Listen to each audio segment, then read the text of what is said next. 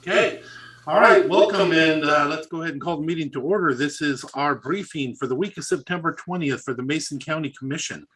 We're going to go ahead and begin with Frank Pinter and Support Services. Thank you, Commissioners. The first items we have are with Diane regarding continued meeting schedules and applications for the Lewis Mason Thurston Area Agency on Aging. Good morning, Commissioners. Morning. So I just wanted to verify for the last quarter of this year, do you want to continue with the schedule, which is briefings every Monday and then commission meetings every other Tuesday at 9 a.m.? Good. With me. Okay. That's where we go. Okay. And then we have an application for the Lewis Mason Thurston Area Agency on Aging from Allison Voss. And there are, I looked, I think there's at least 2 openings I know on that board. Commissioner Trask, you serve on this one, correct? I do. Do you know this person at all?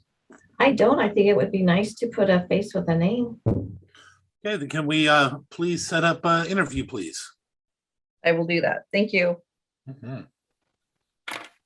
Thank you, Diane. Next item is lead pay for human resources, emergency management, and parks with the staffing transitions in HR and in DEM, Ross, and IT.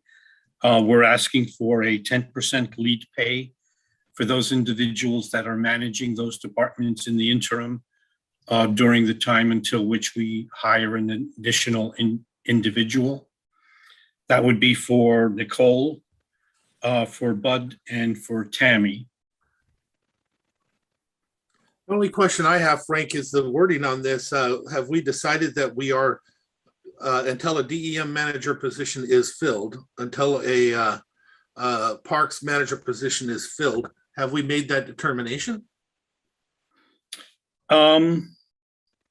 No, but until a position for the management of those departments is filled, I'm not saying that it needs to be a parks manager or a DEM manager, but until the position is filled, we would leave those lead pay authorities with those individuals. And you don't think this verbiage would interfere with any other decisions?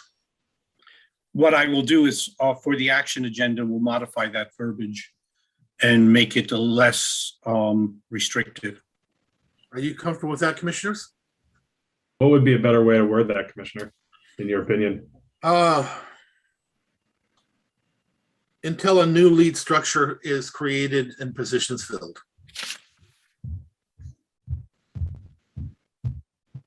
That's just throwing it out. Or maybe it would say department lead position, or Maybe just say department position, or because a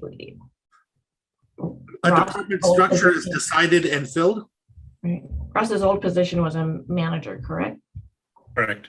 So can we use that language until the management position has been decided? We can just say until the management positions have been decided. Does that work, Frank? Yes. Instead of saying DEM manager and breaking them out, until the management positions are decided, I guess. My only worry is stretching out, putting them actually in a verbiage that breaks it down, saying it has to be a DEM manager, it has to be a parks manager, because we hadn't decided that. So management structure is decided. Management position has been decided. Everybody comfortable? It's going to say until the management positions are created and filled.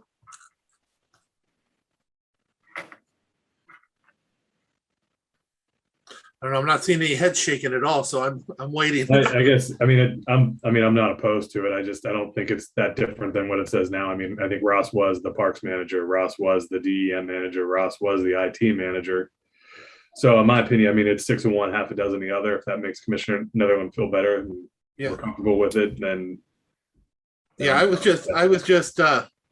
just not sure that we wanted to break out each one as a manager position specifically. That's the thing I was worried about, to create 3 managers. But if we can just change the verbiage a little bit, I'm comfortable if Frank does think that holds us into anything. I don't think either side holds us into anything, but we can make it management positions created and filled. Okay. What else you got? Are you guys okay with putting that on the agenda? Yeah. Okay. Next item is good news. We have 2 Teamsters contracts for detention and probation that have been approved, voted on, and signed by the union. So I'd like to bring that forward for signature at the next action agenda meeting. Any questions on the? Okay. Thank you. Next item is there is an opening on the Housing Authority Board. Gary Yando has resigned. His term expires on June of 2023, and we'd like to place an application out, or call for applications for an additional Housing Authority Board member. Anybody have any problem putting that on the agenda, making it happen? No problem. Okay, next. Next item is the risk resolution for risk management. Nicole? Good morning. So what I put in front of you is approval to place on the September 28th action agenda to amend resolution 73-03, which would change the county agent designated to receive claims for damages from the clerk of the board to the designated risk manager. So like I said, this is from 2003. There have been no updates to the RCW that states that each government entity shall assign a county agent to receive these claims. And right now, the way it's working, there's just no actual logistical need for the clerk of the board to receive them. It, I feel, would be more efficient and timely if they came directly to the risk manager or designated person, which is the language inside, which just means whoever's here if I'm not here. And you ran this by Tim? Yes. Yes. All right, commissioners? Yeah, I think it's a great idea from an efficiency standpoint, and I'm sure the clerk of the board would not disagree. I'm sure you're correct again, Commissioner Shooty. I think it's a great idea. Okay, let's make it happen. Thank you. Then I have 2 more. I'm sorry. Then I have 2. Okay. Was that you, Commissioner Trask? I was just being a smart aleck. Oh, okay. Then I have 2 more quick items. One is Jennifer has a solution to the $5,000 donations for veterans. Jennifer? Thank you, Frank. Good morning, commissioners. So in June, we had put on the agenda the veterans contract to help the poor and infirm, and it was dropped off of the agenda or not voted on, the contract with North Mason Resources. And so instead of doing that contract again, going out to RFP, that's an additional cost. We could just add this to the ARPA funds, or add some money into the ARPA funds. So that would be a possible solution, since at this time, adding $5,000 for this contract, I mean, it's a great idea, but it does add a lot of administrative pressure when it's already, I'm already feeling the pressure with it being budget time, Frank leaving, the addition of the ARPA and COVID funding. So just wanted to see what you all thought about that. And it was actually Sharon Trask's idea. So thank you, Sharon. And Crossroads stepped up to take on the task. Thank you to Crossroads if we decide to move forward. I would like to move forward. I think it's a great idea. I think that and it specifically says in the ARPA guidelines that we can use some of this money for veterans assistance as well. So we could even up it from the 5,000 is my thought. Frank, don't we have like 1.3 that has not been obligated yet? That's correct. Out of this first tranche, and we Right, get another 6 million and change next year. right. So I would be willing to discuss, maybe increasing it from 5,000 to a little more that can actually, 5,000 is a lot of money, but if you're dividing it up between all the veterans that we truly have that need assistance, it doesn't. Yeah. And when we started, the whole idea was to make this more fluid cash, as long as they still stick by the guidelines of how it goes out, because we want to make sure it goes for the purpose of things that fell within the cracks. I'd be open to, expanding it. What are you thinking? I'd like to see it still handleable. I don't want to see it just turn into a slush from maybe 10,000 total. 5 and 5, 5 north, 5 south. Yeah, I think that would help the veterans out quite a bit. Commissioner Schutte? Yeah, I think utilizing Crossroads makes a lot of sense. They're well ingrained in the community and do really good outreach countywide for us on housing to begin with. So this makes a lot of sense. The only question that I have, and this is probably more for the commission than Jennifer, but this seems like an interim strategy since we have the flexibility with ARPA. And just being mindful of what we do with this, because this is a budget line item and has been, for a couple of budgets now. And so is that going to be pulled out and just handled this way as an interim strategy? What's the thinking kind of long term? And if there is no answer to that today, that's fine. But, we've put a lot of time, effort, and energy into, spending $5,000. And it just seems like it's the hardest thing in the world that we've had to do over the past couple of years. And so just kind of thinking through the long term, for this and what makes sense from an efficiency standpoint. We want to get the money out. It's a noble endeavor, and I think probably will help people. But just being mindful of kind of where this lives long term, I think will be important. I think that's a good question. I myself, as long as they follow the parameters still, we don't just throw the money out there and they still follow the parameters. That'll help us for when this money is not available to be able to roll it into our system. But they still have to follow the parameters. If we just give them money, then it won't be set up for the future. That's my 2 cents. And then we can reevaluate to see how it worked, to see if it was effective or useful. And just to put a time frame around it, ARPA money needs to be encumbered by 2024, correct, Jennifer? Yes. So we have a few years worth of that available to the county. So for now, are we okay with adding that to the ARPA and putting it on a agenda for approval? I'm good. Okay. And the dollar amount will be 10,000. Is that 5K? I'm comfortable with that. Commissioner Schutte? So obviously the ARPA funding has a longer spending horizon, but are we intending that 10,000 to go the distance there, or I personally was the hoping time frame on this 10,000? When we created it at the 5,000, I wanted to see how it would work, and they did run out of expenditures, fairly quickly. Wanted to see it work first, and I'm still in the same mindset. If we get 10,000 out there, they make it work, then I'd like to probably see that continue. So 10,000 for 1 year. For 1 year right now is what I would. And then maybe reevaluate. Yeah. Mr. Schutte, you comfortable with Yeah, that? no, that's good. I think it's good to have a kind of a timeline on it so that we can pause and evaluate it versus just using the straight ARPA, 3-4 year timeline. Yeah, I agree. Does that clarify it for you, Jennifer? Yes, it does. Excellent. Thank you. Thank you, Jennifer. And then I have one more item.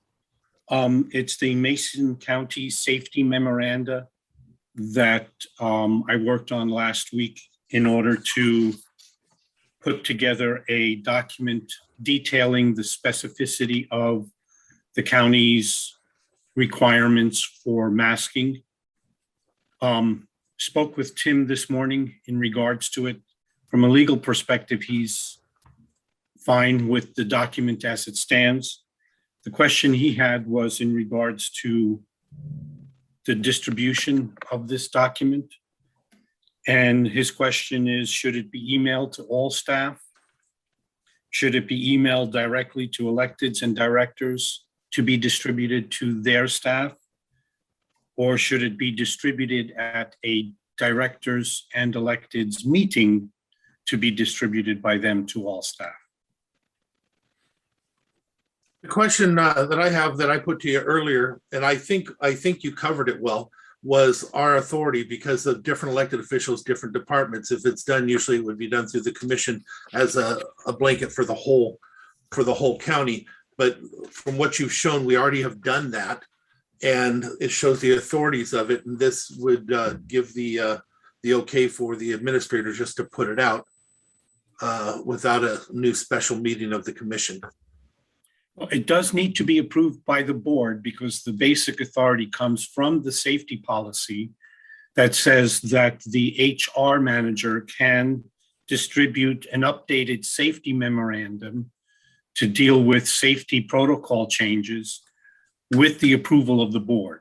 So it still has to be approved after all. That's what I was worried about before. So we're still, Yeah. then It would need to go in front of the board for authority. But it could be put out in advance as long as the board commissioners approve it in a meeting. Sorry, in a briefing. Okay, now you were also mentioning about having the directors and electeds meeting. Do you think we need to do that, or do you think we can do that? If we do it that way, we're set up before this goes out, we're talking some time. Is it open for discussion with the electeds, or are we asking just to have it implemented? Commissioners, I actually would like your opinion on that one. Yeah. So I'll give my opinion on that. I think this is a very clear restating of what's already established in proclamation and policy and law. I don't think it's a negotiable policy item from a labor and industries perspective, certainly, but even as a matter of county policy, I'm not sure that under the authorities that Frank has listed out in here, that it's a thing that we need to necessarily get buy-in from. And I think regardless of whether you're an independent elected or fall under the purview of the board, I think there's a requirement that these policies are followed as a state mandate, regardless of policy or politics. So I don't know that there needs to be a whole lot of conversation. I think it needs to be disseminated, and I think managers need to manage to ensure that their employees are following the safety measures outlined by the state. And our policy in the past has been to follow state guidance protocols and safety protocols, and the state health officer and the local health officer. And this simply restates that in a simple document as opposed to 30 pages of proclamations. I'm going to agree with what Commissioner Schutte said, because I see it the same way. But Commissioner Trask, what's your perception of it? What do you think? Well, the governor was given emergency powers by the legislature. And so we have to follow his direction and also the direction of the state health officer. So, and I do feel like we've stated this in the past, that we're following their guidance. And so reading through it, I think it meets all of those qualifications, but I don't think that we need to have a special meeting. Just maybe, I agree, just send it to the electeds and the department heads, and I think that should cover our requirements.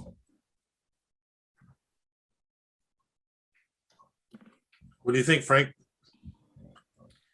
Just the electeds and directors, or the electeds, directors, and all staff? Elected director and all staff, I think. Just put it out. Do you think we need to do all staff again? Or can't we rely on the electeds and the directors to do that? Doesn't it automatically become both when we do it as a blanket to everybody? It still becomes their responsibility, but then nobody can say they didn't get it. And commissioners, if I can say in the past, if I really want to make sure everybody gets it, I do an all county. That way because sometimes if an elected or a director hasn't opened their email for a day or so, or they just don't get it down to all their staff. Yeah, and I think it has to go to all staff. I think it has to be countywide. I think, we talk a lot about personal responsibility.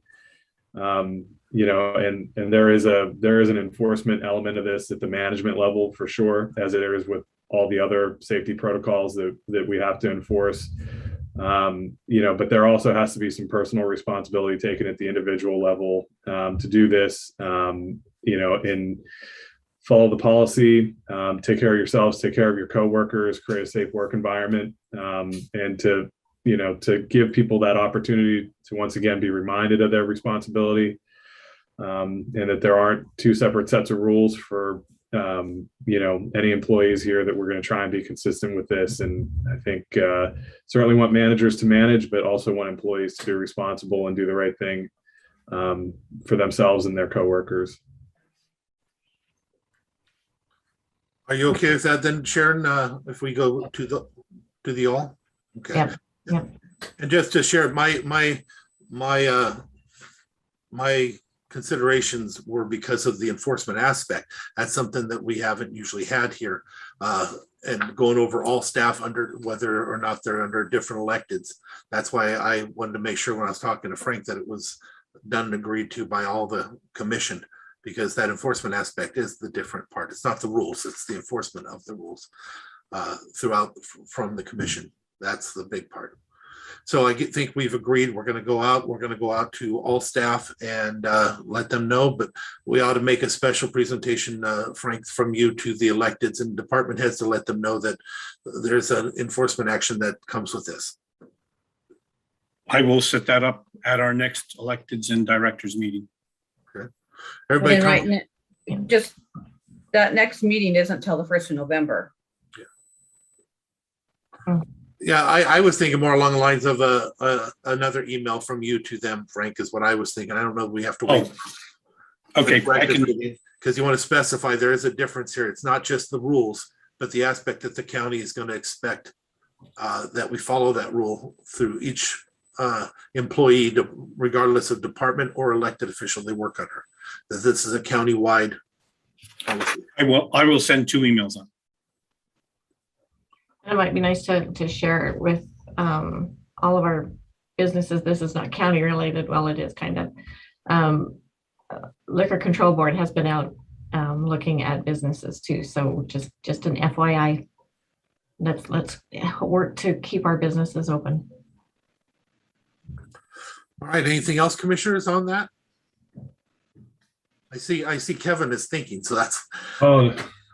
Oh, let's not get carried away here. He's got that little bubble on his head. I know he does. Either that or he's already on to the next phase and he's thinking about that. He's thinking, I'm watching his face. So I was scrolling up on my agenda. I think that's okay. what it was. Yeah.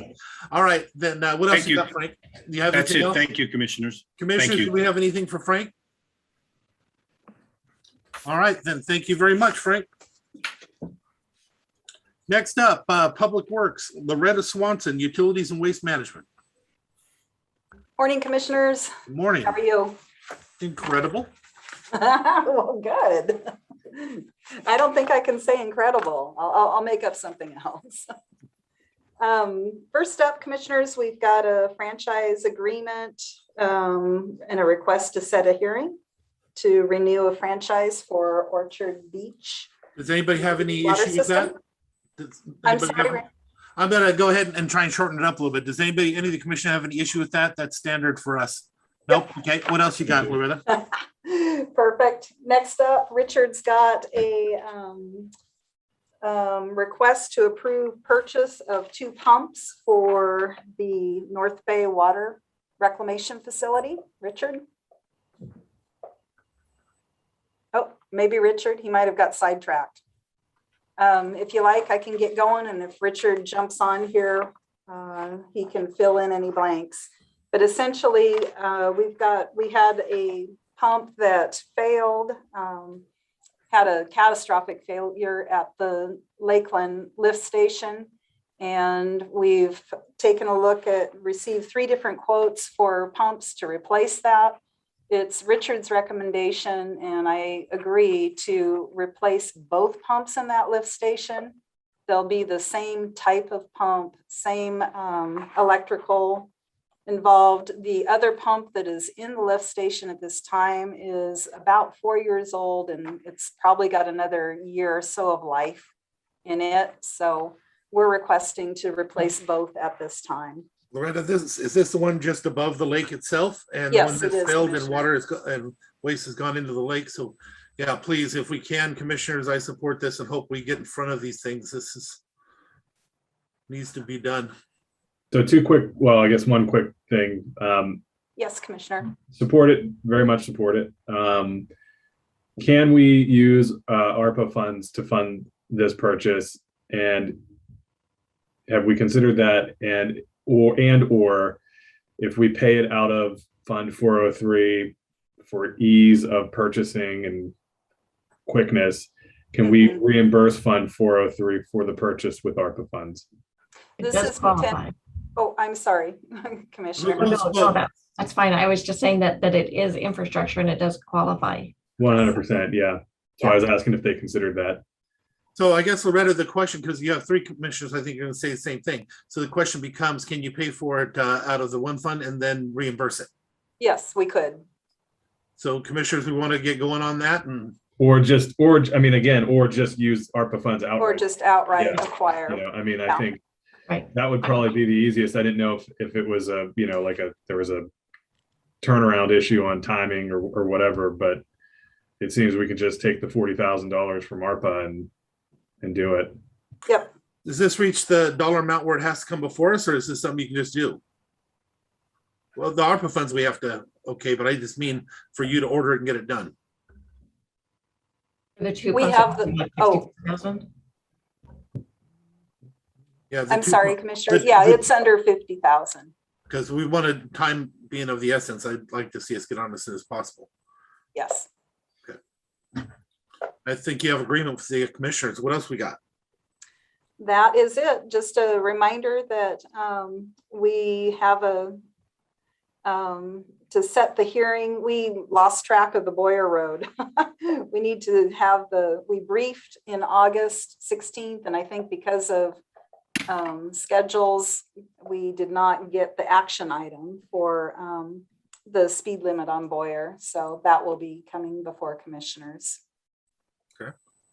Do we have anything, is that all you have, Loretta? I do. I've got, just some update business, but nothing of huge importance. And I know you're trying to gain some time here on your schedule. So I will open it up to anything commissioners may have. Commissioners, do you have anything? Yeah, just real quick, Loretta, we had our first sort of significant rainfall over Friday, Saturday, and into yesterday. Just maybe get a status report. I know there were some slides. I know there was some water issues and that kind of thing. Just sort of give us an overview of where things stand today after the storm. Sure. And I know that Kel will also hit on this a little bit in the next briefing as well. Probably the biggest impact was up at the Olympic Ridge project in Belfair. And commissioners, you may know that there was quite a bit of debris that left the site, entered the storm system, went downstream. So the storm system was the DOT system. And there was basically sediment that migrated south, downslope, down to Roybode Road, that neck of the woods. The project has a construction stormwater general permit. There's a Cecil. There's regular on-site construction management. And it's my understanding that team went out and immediately began working on cleanup and restoration. And Kel can, like I said, give you some further detail about that because I know that she spoke directly with the site manager. There's Kel popping on there now. The other site that we were watching, well, actually a couple that had some large open areas, was the project up in Allen, Cedarland. And I know that they went out and were tarping and covering and making sure that their erosion control measures were in place. That site does not have a construction stormwater general permit. They're still in the process of getting that. However, we told them you need to take action now, regardless of the permit. And so they went out and did that.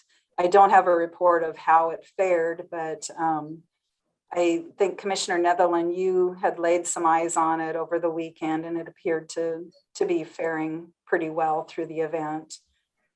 And then the other that we had been watching was a forest practices site up above SR 106. And that contractor had been actively putting in place their erosion and sediment control measures prior to the event. And that reportedly was managed well through the storm event also. So on that, I'll give my 2 cents. I went through in the middle of the night on the Belfair issue and site. I was very pleased and excited to see all the equipment they brought out. They brought equipment out by the tons, including vac trucks and everything, and had it all cleaned up. They did an exceptional job. They brought in a lot of people, a lot of things to take care of it. You usually don't see that kind of reaction, but it was very, very, very much appreciated from somebody that's there in the community, including somebody that was down below it that was really upset about it. The end result was they were no longer upset about it. They did that good a job, and I wish that happened all the time. As for the one in Allen, I did go out before it and took pictures and sent them over to Loretta that they had been tarping the things. They had a couple of great big ditches, and I did not see where anything breached on the main road or anything like that. I went up after the event, didn't see anything bad up on the top or anything around that as well. Some of that area is hard to access though. So, the ones that are directly around it, I wish I could tell you that I had a great understanding of what was happening right there. I could only do down by the roads and the lower access and the upper access. I do know that the building department had been out and had emphasized again the need to get the on-site controls in place. And so, Kel, kudos to your team for keeping on that. We also said that we implemented or instituted weekly reporting from that site. So we did receive a report on Friday about what was accomplished and in place at the time. So we plan to continue that effort. And then we did have some minor, the typical stuff that you would see along North Shore. And thank you, Commissioner, for your photos are always helpful. So we know what type of response is needed for our cleanup efforts on the road itself. And that was one last thing on that. Please send somebody out around mile marker 11. We have some of our Jersey barriers there. Eventually, that's been an issue for years. We're going to have to do something in the long term because the water's running underneath. You could hear it. Yeah. So if we send somebody out to take another look at it, we got a Jersey barrier that's down in the over the edge anyway. So we need to bring that back up. All right. Anything else for our roads department or utilities? Okay, no, thank you. The reason why I'm pushing everybody through is we have interviews today, and since we have live individuals that are going to be waiting for us, it's important that we actually get to them. With that being said, we're going to go ahead and we're going to move forward now to community development. Lydia, are you leading this one? I thought so because you were on so early. Please go ahead. Yeah, thank you, commissioners. Good morning, commissioners. We just have two quick things for our housing area. Commerce has put out the new eviction rental assistance contracts. So we're asking for to be able to opt in to make the application for the new ERAP. They call it ERAP 2.0 program, so that we can start moving over from the TRAP to a new support for people with rental assistance. Any issue with that, commissioners? Awesome. All right, we'll move forward. Okay, and the second one is the Coyote Villages Communities has requested an extension to their contract of 1 year. They had a number of things that they talked about in there that have happened as far as moving forward, some things with permitting with L&I, things being delayed a little bit. And so they're just requesting to extend out the contract a year so they can continue moving forward. Any issues or questions on that one, commissioners? Nope. No? Okay, thank you. Thank you, commissioners. That's all I have. Okay, Kel? Morning. Morning. Hey, I'll just, there's a couple other things regarding the activity that occurred in Belfair this weekend. I did get another, I spoke yesterday with one of the superintendents and then again this morning to get an update. So they do have a stormwater consultant that they're working with, someone who spent a lot of time in ad ecology and in their helped write the stormwater manuals. So they're thinking things are looking better today than they did even on Friday when they were trying to prepare for the rains. It was a water diversion berm that had broken through. It wasn't either the wall or the site soils, but they are, continuing to inspect those, and we are expecting a geotech report by the end of the week that will address the wall itself and make sure that it wasn't compromised for during the storm event. They do have GPS on that wall, so they'll be able to monitor any type of movement, at the slightest bit. So technology is wonderful. And then let's see, what else did I want to say about that? And they're also preparing for that. We had that 15 to 20 minutes of rain, of the intense rainfall that kind of that just took over the system. And so they are, they're now, learning lessons and preparing for that for the future. We are, like Loretta said, we are getting weekly reports, and they're going to add the wall report to that we're already getting. So that's that. Any other questions? Otherwise, I can go on to the EIS. No, and a thank you to both you and Loretta for all your quick actions up there in Belfair. I had so many people calling and so many people worried. I would like to make it clear, as you just stated, a little miscommunication up there in the community talking to each other. The wall did not fail. The Correct. wall did not fail. Everybody thought and thinks that, Yes. that I they mean, were all posted the Belfair, week beforehand. So at this Belfair is my community too. Yeah. So it's like, I was worried, but I feel after talking with the folks on site, I feel much more relaxed about them taking care of stuff. So it's and we'll be impressive. a lot more assured after we get the new information utilizing the GPS on those walls and the geotech. And that's, that for the community, that's all you can expect anybody to do. That's wonderful. All right. Okay, so Belfair planned action EIS, we did have a pause so we could do some have the consultants do some additional work both on transportation and water issues. And so now I have an update on kind of moving forward. So we as staff, so Loretta's team and myself, are expecting to get a supplemental draft EIS next Monday. And then we'll have a week turnaround time, and I'm definitely happy to share that with you three so you can have an opportunity to look at it and have any changes made before we publish that draft to the public. And of course, the draft, once we get that published, will be available on our website. There's a Belfair EIS website, and I'll get that updated. So we will return that to the consultants on the October 4th. Then the week of October 11th, we are going to get that supplemental draft to the Planning Advisory Commission and are holding their meeting on Monday, October 18th.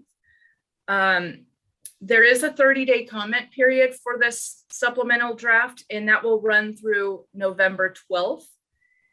The week of November 15th is a preliminary final EIS for staff review. So this is now after all of the comments we've received And, staff is making a recommendation to the Planning Advisory Commission. The Planning Advisory Commission will be making a recommendation to you three on which alternative, what is the preferred alternative. And so once that's done, then we expect to publish the final EIS the week of December 6th. Then we'll begin our board, for you three to deliberate on the final. And then it states, this is all on the process, per the RCW is on process and how things need to happen, but will need to take action 7 days or later once we publish that final EIS. And so we're expecting mid to late December on that. Now, this is subject to change based on, comments that come up or what have you, but we're expecting that we'll get to the end of December with a decision with the final EIS in its preferred alternative. And if there's any questions? Commissioners, questions for Kel? Yeah, Kel, just again, a process type question. When we get to that point, mid to late December, where we're taking final action, does the EIS then become effective once we adopt it, or is there an effective date that we set at that point? January 1st, February, something along those lines. When does it become effective when we take? No, you could always choose an effective date later on, but I think that you can have it effective once you adopt it. So there will be a planned action ordinance that you'll, approve. That ordinance will become effective once adopted, or you could choose a later date. And then also, the planned action EIS is coming with some of our development regs changes. There's some amendments that go along with that we're changing to Title 17 in the zoning code and Belfair. Just to, be consistent with this planned action. So all of those things will take effect once you do the final adoption. Great. Good to know. Thank you. Mm-hmm. Any other questions for Kel? Kel, thank you very, very much. You're welcome. Is that all you have for us, or do you have something else? Marissa needs a clarification for the action you took last week or 2 weeks ago on the New zoning. Hiawatha. Yep. All right, go ahead, Marissa. Hi, Hi. the New Hiawatha LLC, the rezone that you guys voted on August 31st. I was trying to get clarifications on the conditions since I wasn't there and going through the recordings. I just wanted to make sure. I sent an email. I'm just going to read the conditions real quick and make sure I get a consensus on it if it sounds right to you guys. Be it hereby ordained, the Mason County Board of Commissioners hereby approves and adopts amendment to the Mason County Shelton UGA map rezoning parcels 32007-14-900024, 32007-14-90021, and 32007-14-90034 from neighborhood residential to commercial industrial with conditions. 1, commercial vehicle access is limited to East Johns Prairie Road. A 30-foot vegetative buffer shall be maintained adjacent to East Hiawatha Boulevard and residentially zoned property. That's what I remember, except for, I don't know that we said it'll be only to that road as much as it was not supposed to be on the other road. But 6 of one, I guess half a dozen of the other. But if they choose to bring in another access at some other point from some other area, I don't want to restrict them from that. We just don't want them to use the road was considered the residential road. But again, that was the other commissioners more than that. Sharon, could you step in with this one? Yeah, I think we just didn't want commercial vehicles to gain access on the residential access road, right? Mhm. Right. So no access on such and such road. No commercial access on such and such road. And there's a clarification. So commercial vehicle or commercial access, because it can kind of be construed as commercial vehicle could mean trucks specifically. I thought, no, and you're right. I see what you mean, because they could also make that their main entrance and stuff, but I understood at the time the commission was saying no commercial access, not just no trucks, but commissioners, is that what you felt when you said it? Yeah, so I guess I think the way we worded the motion was to adopt it with the conditions outlined by the planning commission. Yeah. So, you know, I don't think we got to this level of specificity in our motion. And so do you have, are these the conditions that were recommended by the planning commission? So the planning commission and you said commercial access in the recorded motion. I'm just making sure that was the intention, that you wanted all commercial access restricted to the East Johns Prairie Road at this time. So, yeah, I mean, for me, I think that would, I mean, that if that was the intent of the planning commission, then that was my intent in that motion. Yeah, I would agree. Does that clear it up enough for you, Marissa? It does, yes. And we're okay with the 30-foot vegetative buffer along Hiawatha Boulevard and along residentially zoned, adjacent to residentially. And that's what the planning commission suggested, right? They did suggest a 30-foot buffer. And good with me, yeah. There you go. Okay, thank you. All right, thank you. All right, Kel, do you have anything else for us? I do not. I see I have Alex Pacey on here and Casey Bingham. Do either one of you have anything? No, I don't have anything for you today. I don't either. Okay, thank you very much. All right, Commissioner, do you have any questions for any of them? Hearing none, we will go ahead and move forward. All right, so next up, we have an executive session that is coming up at 10:30.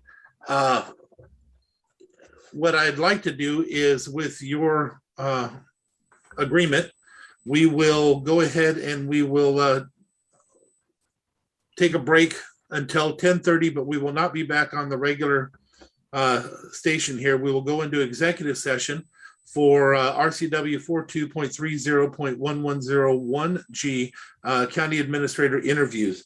We will reconvene at 3 o'clock, but we expect no decisions to be made at that time. Am I stating that correctly?